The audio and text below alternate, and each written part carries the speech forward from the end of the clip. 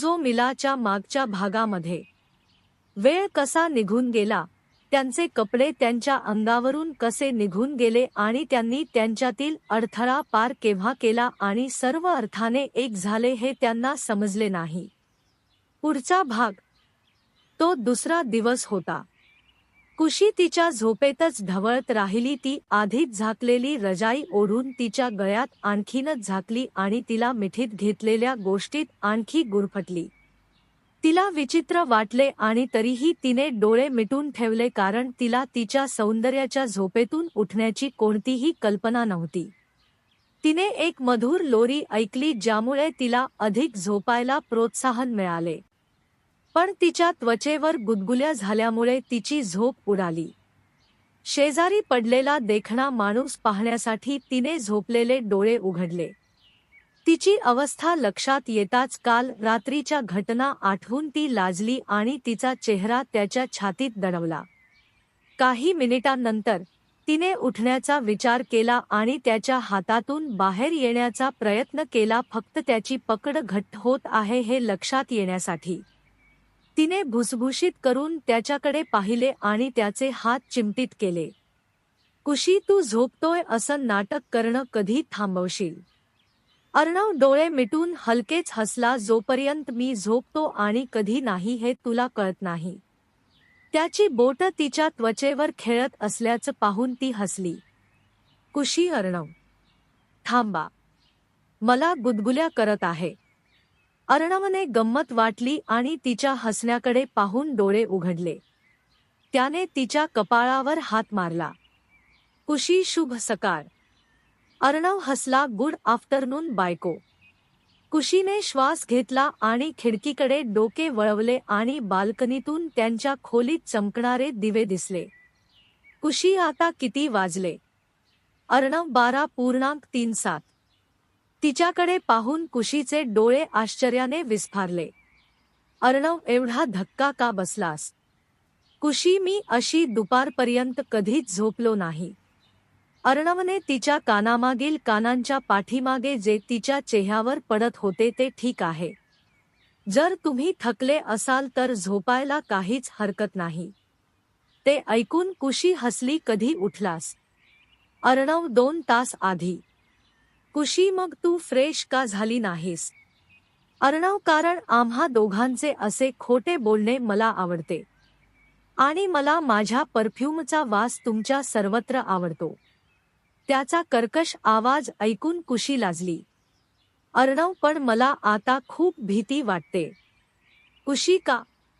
अर्णव, कारण तू खूप मऊ आहेस. तुझी त्वचा बघ, ती कापसाच्या गोळ्यासारखी आणि पंखांसारखी मऊ आहे. मी तुला घट्ट धरले तरी तुला मार्क्स मिळतील असे वाटते. आणि माझ्याकडे पहा, मी खूप कठोर आणि कठोर आहे. कुशी हसली. आहे का? अर्णव हम्म. रजाईखाली तिच्या त्वचेला हात लावत तो म्हणाला की ती नवजात असल्यासारखी मऊ वाटत होती. कुशीने त्याचे हात पकडून त्याला पुढे जाण्यापासून रोखले. कुशी, उठ आणि फ्रेश हो. अर्णव, नाही. कुशी, अर्णव. अर्णव हम्म. कुशी, मला खूप भूक लागली आहे. प्लीज. अर्णव तिच्याकडे बघून हसला आणि त्याचे हात दूर नेले. तो तिला आवश्यक असलेली जागा देऊन दुसरीकडे वळला. त्याच्या समजुतीवर कुशी हसली आणि बेडवरून उठली आणि चादर पांघरून ती फ्रेश होण्यासाठी वॉशरूममध्ये गेली. तिने स्वतःला आरशात पाहिले आणि तिच्या त्वचेला स्पर्श केला. अर्णव बरोबर होता. तिच्या अंगभर खुणा होत्या. तिने डोळे खाली केले. तिला तिचे स्वतःचे प्रतिबिंब दिसत नव्हते, जे सर्व चिन्हांनी झाकलेले होते. तिने शॉवर स्विच केला आणि तिच्या थकलेल्या स्नायूंना आराम देत उबदार पाण्याखाली उभी राहिली. त्यांच्या आदल्या रात्रीचा विचार करून ती लाजणे थांबवू शकले नाही. आता ते सर्व अर्थाने सोबती आहेत आणि केवळ विचारानेच तिला पूर्वीसारखे रोमांचित केले. अर्णवसारखा कोणीतरी तिचा नवरा मिळाल्याने तिला खूप आनंद होतो. ज्या प्रकारे त्याने आपल्या भावनांची कबुली दिली, ज्या प्रकारे त्याने तिच्या मूर्ख इच्छा गंभीरपणे घेतल्या आणि पावसात तिच्यासोबत नाचला, ज्या प्रकारे त्याने त्यांच्या नात्याला पुढील स्तरावर नेण्यासाठी तिची संमती मागितली आणि शेवटी ज्या प्रकारे त्याने तिला हळूवारपणे स्पर्श केला. अर्णव होता स्वतःला खरा सज्जन असल्याचे सिद्ध केले. तिचा नवरा जगातील सर्वोत्तम आहे. शॉवरखाली बरीच मिनिटे उभी राहिल्यानंतर तिने स्वतःला पुसले आणि पांढऱ्या लांब सुती फ्रॉकमध्ये बदलले. अर्णव गेस्ट रूममध्ये फ्रेश होऊन बेड कव्हर बदलत असल्याचे पाहून ती केस पुसत बाहेर आली. तिने त्याला विचारले तर तो म्हणेल की हा त्यांचा पलंग आहे आणि त्यांचे काम करणे चुकीचे नाही. कोणता अब्जाधीश असे करतो हे तिला माहीत नाही. तो तिला दिसला नाही आणि बेड लावल्यानंतर खोलीतून बाहेर पडला. कुशी ड्रेसिंग टेबलकडे गेली आणि केस विंचरली. मग ती सोफ्यावर टेकून स्वतःला आराम करत बसली. कुशी तिने तिच्या नव्याचा आवाज ऐकला आणि डोळे उघडून पाहिले की अर्णव तिच्यासमोर कॉफी आणि त्यांच्यासाठी सँडविच ठेवत होता. अर्णवने तिला एक प्लेट दिली आणि स्वतः ती घेऊन तिच्या शेजारी बसला. कुशीने त्याच्या डोळ्यात पाहण्याची हिंमत केली नाही. अर्णवने तिचे निरीक्षण केले तरी त्याने तिला त्रास दिला नाही आणि तिला स्वतःला गोळा करू दिले. त्यांचा नाश्ता संपवून त्यांनी स्वयंपाक्याला त्यांच्या ताटात नेण्यास सांगितले. कुशी उभी राहिली आणि चालायला निघाली होती जेव्हा तिला तिच्या हातात टक जाणवला. तिने वळून पाहिले तर अर्णवने तिचे हात पकडले होते. अर्णव इकडे ये. ती सोफ्यावर बसणार होती तेवढ्यात अर्णवने हळूच तिला ओढून आपल्या मांडीवर बसवले आणि कमरेभोवती हात गुंडाळले. त्याच्या हावभावाने स्तब्ध झालेल्या कुशीने तिचे डोळे पाणावले. अर्णव तू ठीक आहेस? कुशीने तिचे डोके त्याच्या मानेवर टेकवले. कुशी तू मला हा प्रश्न विचारलास मी गणती गमावली. अर्णव मला जरा काळजी वाटते. मी तुला दुखावले का? कुशी सरळ बसली आणि त्याच्या डोळ्यात पाहिलं नाही. अर्णव एवढी काळजी का करतोस? अर्णवने तिचा तळहात धरला आणि तिच्या बोटांचे चुंबन घेतले. अर्णव कारण तू खूप मऊ आणि नाजूक आहेस. कुशी हसली. तुझ्या काळजी दूर करण्यासाठी मला एक कल्पना आहे. अर्णव काय? कुशी जर तुला माझी एवढी काळजी वाटत असेल की मी कोमल आणि नाजूक आहे तर माझ्या जवळ येऊ नकोस. सोपे? अर्णव हो. वाईट शब्द. कुशीने वाकून त्याचे ओठ चोळले आणि त्याला आश्चर्य वाटले. कुशी मी सर्व ठीक आहे अर्णव. काळजी करण्याची गरज नाही. अर्णव आज तुला बाहेर काढायचा विचार केला. पण खूप थकल्यासारखे वाटते. कालच्या रात्रीनंतर अर्णव आपल्या बायकोसाठी चिंतेत होता. त्याला त्याच्या संपूर्ण आयुष्यात कधीच काहीतरी हळुवार वाटले नाही. प्रत्येकाची त्वचा वेगळी असते ही छोटीशी वस्तुस्थिती त्याच्या मनात आली नाही कारण त्याच्या काळजीने सर्व काही व्यापले होते. तिला वाटले की तिचे तळवे मऊ आहेत पण तिचे संपूर्ण शरीर एकसारखे असेल याची कल्पनाही केली नव्हती. कुशी मी थकलो नाही. पण मला बाहेर जायचे नाही. अर्णव का? कुशी कारण मला तुझ्यासोबत राहायचे आहे. मला माझा सगळा वेळ फक्त तू घरी घालवायचा आहे. दिल्लीला गेल्यावर मी कॉलेजला जाईन आणि तुम्ही तुमच्या ऑफिसला जाल. आता आम्हाला एकमेकांसोबत घालवायला वेळ मिळणार नाही. त्यामुळे मला बाहेर जायचे नाही. तिने त्याला मिठी मारली आणि तिचा चेहरा त्याच्या छातीत गाडला आणि त्याला हसवले. अर्णव आपण बाहेर गेलो तरी एकमेकांसोबतच वेळ घालवणार आहोत. फरक काय? कुशी आपण बाहेर गेलो तर इतर गोष्टींकडे लक्ष जाईल. त्यामुळे आम्ही दोघेही आमच्या घरातच वेळ घालवू शकतो. पण तुमची इच्छा असेल तर आपण बाहेर जाऊ शकतो. अर्णव मी तुला काल सांगितले होते ना की या 15 दिवसांचा माझा सगळा वेळ तुझा आहे. तुझी इच्छा माझी आज्ञा असेल महाराज. ते ऐकून कुशी हसली आणि त्याचे गाल प्रेमाने ओढले. अर्णवने तिच्या गालावर थोपटले आणि तिला आपल्या मिठीत घेतले आणि त्यांच्या बेडवर गेला. तिला पलंगावर हलकेच टाकून त्याने तिच्या बाजूला झोपवले आणि त्यांना रजाईने झाकले. अर्णव, थोडा वेळ विश्रांती घे. नंतर ठरवू काय करायचं ते. कुशीने हसून डोळे मिटले आणि खूप आवश्यक असलेल्या झोपेकडे वाहून गेली. ती झोपल्यानंतर अर्णव हसला आणि तिच्या कपाळाचे चुंबन घेतले आणि स्वतः शांत झोपेत गेला. संध्याकाळ झाली होती. स्वयंपाक्याला दिवसभराची सुट्टी घ्यायला सांगून अर्णव आणि कुशी रात्रीच्या जेवणाची तयारी करत स्वयंपाकघरात उभे राहिले. अर्णव रोट्या तयार करत होता तर कुशी रस्सा ढवळत होती. अर्णव, कुशी, माझं झालं. कुशी, ठीक आहे, जा बाहेर बस. रस्सा जवळजवळ तयार झाला आहे. अर्णवने ओठ मुरडले आणि तिच्या जवळ जाऊन तिला मागून मिठी मारली. अर्णव, मी इथे तुझ्या सोबत असेन. कुशीने हसून आपले तळवे तिच्या एका हातात धरले तर दुसरा स्वयंपाक करण्यात व्यस्त होता. स्वतःला धरून ठेवता आल्याने त्याने मागून तिच्या गालाचे चुंबन घेतले. अर्णव, धन्यवाद. कुशी, का? अर्णव, माझ्या आयुष्यातील सर्वोत्तम घडामोडी असल्याबद्दल. मला पुन्हा आनंदाची अनुभूती देण्यासाठी. कुशी, अर्णव. अर्णव, जेव्हा लोक पुन्हा पुन्हा दुखावतात तेव्हा ते भावनिकदृष्ट्या सुन्न होतात. तुम्हाला माहीत आहे, एक प्रकारचे नैराश्य. मी किती प्रयत्न केले पण त्यातून बाहेर पडू शकलो नाही. आता जणू काही घडलेच नाही. ते ऐकून कुशी भारावून गेली. अर्णव, तू माझ्याशी जे काही करत आहेस ते तुझ्यासाठी छोटी गोष्ट असेल, पण माझ्या दिनचर्येत खूप फरक पडतो. ते खरंच. कुशी, तू आता खुश आहेस का? अर्णव, मी आता सर्वात आनंदी माणूस आहे. कुशीच्या डोळ्यात अश्रूंचा पातळ थर होता आणि ती हसली तर माझे वचन पूर्ण झाले. अर्णव भुसभुशीत, काय वचन?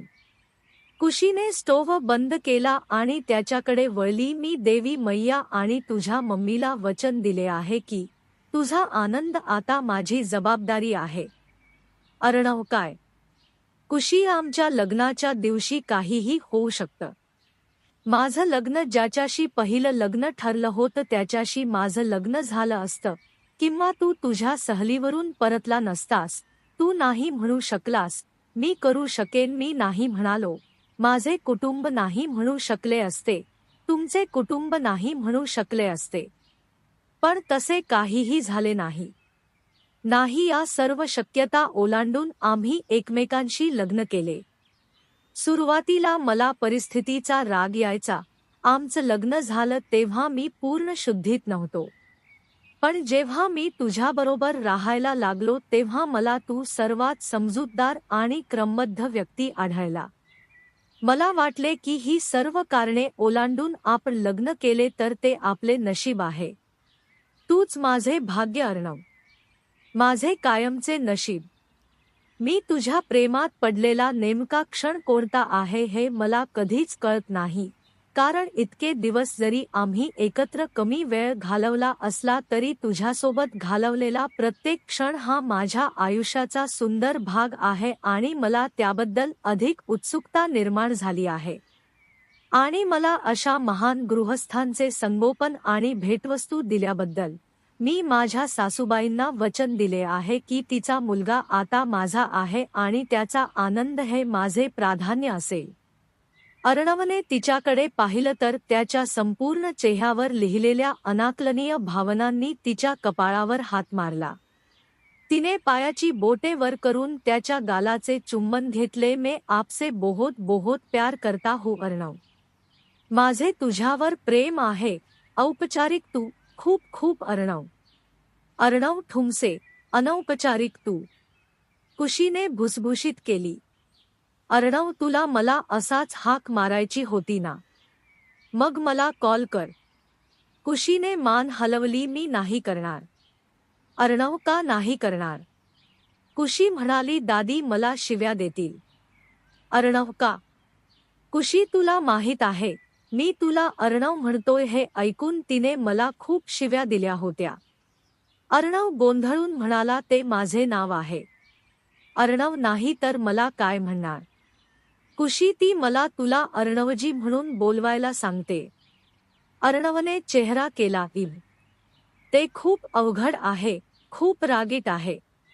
कुशीने होकारार्थी मान हलवली. ती मला सांगते की सर्वांसमोर तुला असे बोलवून माझा अनादर केला जात आहे. तिला हे कळले तर ती माझे कान ओढेल. अर्णव, मी तुला असा फोन करणार नाही. आणि ती ज्याच्याशी वाद घालत होती तो एएसआर नाही का? अर्णव, ठीक आहे, चल एक करार करू. कुशी भुसभुशीत दिल. अर्णवने मान हलवली. तुम्ही मला औपचारिकपणे फोन करणार असाल तर मी पण तुम्हाला कुशीजी म्हणेन. कुशीची, ती ओरडली आणि आश्चर्याने त्याच्याकडे पाहिलं. ती मग ओरडली आणि ओरडली. कुशी, तू खूप हट्टी आहेस. ठीक आहे, चला डीलचे कलम बदलू. अर्णव, तू बरोबर करार करत आहेस हे विसरू नकोस. जर मला कलम आवडले नाही तर मी जे काही बोललो ते पाळले जाईल. कुशी, जेव्हा आपण एकटे असतो, म्हणजे जेव्हा आपण आपल्या खोलीत असतो तेव्हा मी तुझ्याशी असेच बोलते. पण जेव्हा आपण सर्वांसमोर असतो तेव्हा मी आदर केल्याशिवाय बोलणार नाही. अर्णव, तू मला कितीही हाक मारशील याची कोणाचीच काळजी नाही. तू माझी बायको आहेस आणि तुला काहीही म्हणण्याचा अधिकार आहे. कुशीने भुवया कुरवाळल्या. मी माझ्या नव्याला काय म्हणते हे सगळ्यांना का कळायला हवं? हे माझे प्रेम आहे आणि माझे आणि माझ्या पतीचे रहस्य जाणून घेण्याचा अधिकार कोणालाही नाही. अर्णवने तिच्याकडे संशयाने पाहिले. पण ती बरोबर आहे. त्यांचे प्रेम हे प्रत्येकाच्या नजरेसाठी ठेवलेले पुतळे नाही, तर हे त्यांचे गोड रहस्य असू द्या. Arnav, deal seal.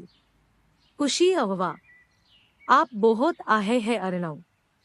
तू खूप चांगला आहेस अर्णव, खूप खूप धन्यवाद. अर्णव, आताच आम्ही करारावर शिक्कामोर्तब केले आहे आणि तुम्ही कलम मोडायला वेळ दिला नाही. तुम्हाला दंड होईल. तिने त्याच्या शब्दांवर प्रक्रिया करण्याआधीच तिचे ओठ तिच्या गुडघ्यांवर टेकून स्वतःला अशक्त वाटू लागले. चुंबन तोडल्यानंतर त्याने तिच्या चेहऱ्यावर पंखांचे चुंबन ठेवले. कुशीने पुन्हा लाल झालेले डोळे खाली केले आणि त्याला मिठी मारली. अर्णवने हसून तिला मिठी मारली. अर्णव, कुशी.